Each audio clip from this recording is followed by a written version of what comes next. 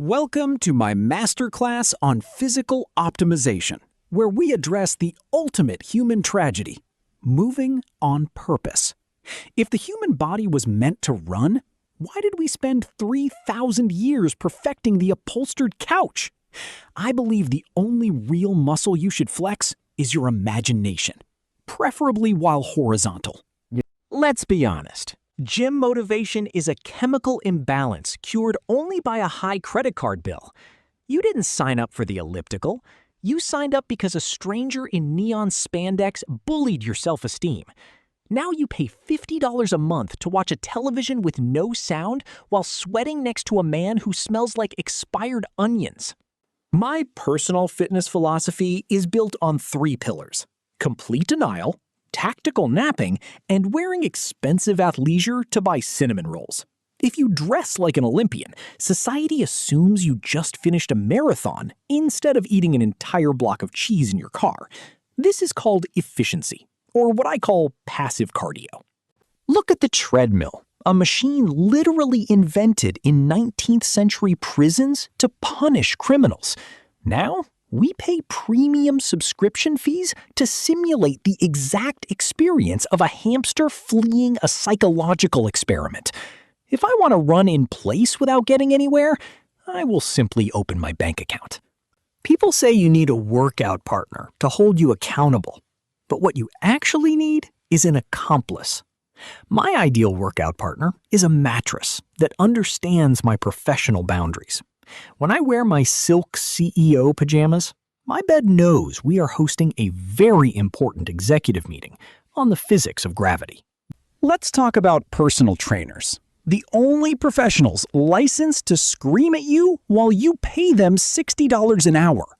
If a dentist yelled at me to push through the pain while drilling my teeth, I would call the police. But put a whistle around a teenager's neck, and suddenly I am doing squats until my soul leaves my body. The weights themselves are an insult to human progress.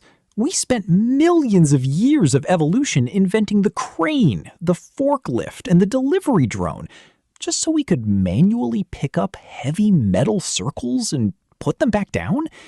If the universe wanted me to lift 40 pounds, it wouldn't have invented home delivery. I once tried to use the bench press, but I quickly realized my chest muscles are strictly decorative. The man next to me was grunting like a silverback gorilla defending his favorite banana tree. I didn't know whether to ask him for fitness advice or offer him a banana. Honestly, my financial advisor told me my bank account is so empty, it qualifies as minimalist architecture. Yet I still pay for a gym I only visit in my nightmares. I could spend that money on avocado toast, which at least provides the emotional stability of mashed green fruit. Instead, I buy 30-day passes to a facility designed to make me feel like a wet noodle. Gym mirrors are strategically designed by sadists to destroy your remaining confidence. They use fluorescent lighting that highlights parts of your body you didn't even know existed. I walked past one yesterday and realized my posture resembles a boiled shrimp trying to read a text message. To survive the modern gym, you must master the active resting technique. This involves sitting on a machine with your phone out, looking intensely angry at an Excel spreadsheet. If you look stressed enough about corporate profit margins, no one will notice you haven't moved a muscle in 40 minutes. The water bottle situation has also gotten completely out of hand. People are carrying gallon-sized plastic jugs that look like they belong in a nuclear reactor cooling tower. If your hydration vessel requires its own shoulder strap, you aren't working out. You are migrating. Then there is the protein shake, a beverage that tastes like liquid chalk blended with the concept of regret. They tell you it builds muscle, but it actually just builds an intense desire to apologize to your digestive system. I prefer my protein in its natural state, which is wrapped in a tortilla and covered in melted cheese. My retirement plan is becoming emotionally adopted by a billionaire. So why am I trying to extend my lifespan through leg press repetitions? I would rather live 30 high-quality years of eating pasta than 80 years of staring at a wall while climbing a stationary staircase. Stairmasters are just vertical treadmills designed to remind us that gravity always wins.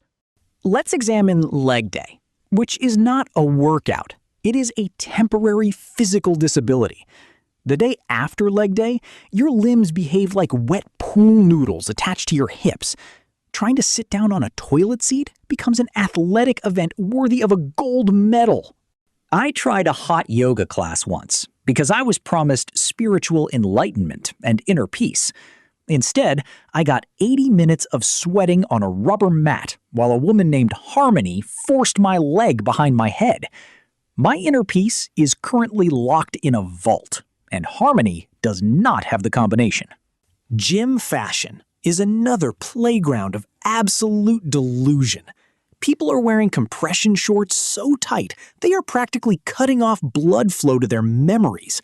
If my clothes require a team of search and rescue dogs to help me peel them off, they are too small. Let us not forget the locker room, a lawless wasteland where older gentlemen walk around completely naked with terrifying levels of confidence. They will hold entire conversations about the housing market while resting one foot on a bench like an ancient Greek philosopher. I look at the floor, I grab my keys, and I run like the wind. We must discuss the elliptical, a machine that allows you to mimic the motion of cross-country skiing without the joy of actual snow. It is the perfect device for people who want to feel like they are escaping a chasing predator, but at a very polite, consistent speed. It is exercise for people who find walking too adventurous. Some people say sweat is just fat crying, but I think it is my body weeping for my terrible life choices. If my body wanted to release moisture, it would do so through tears of joy during a 2-hour movie. Instead, I am dripping onto a rubber mat while a pop song from 2012 screams into my wireless earbuds. I bought a smartwatch to track my fitness progress, but now it just judges me. Every hour, it vibrates to tell me to stand up, as if it knows I have been sitting on the couch watching documentary series about corporate fraud. I finally put the watch on my dog, just so my fitness app would think I ran 5 miles. To escalate my training, I have decided to invest in luxury lazy tools. I purchased a gold toilet plunger to elevate my daily bathroom routine into an elite athletic event. If I must exert physical effort, it will be done with the regal elegance of a monarch dealing with plumbing issues. Let's face it, the only real exercise we get is carrying groceries in a single trip to avoid walking back to the car.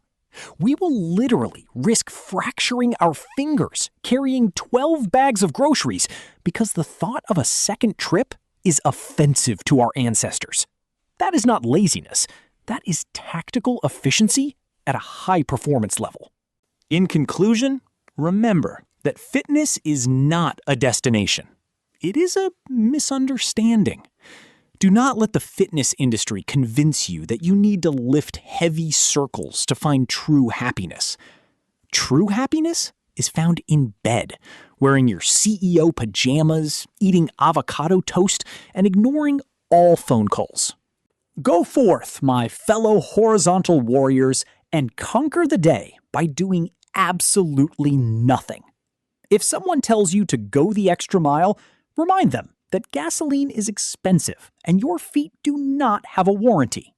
Keep your standards high, your heart rate low, and may your couch always mold perfectly to your spine.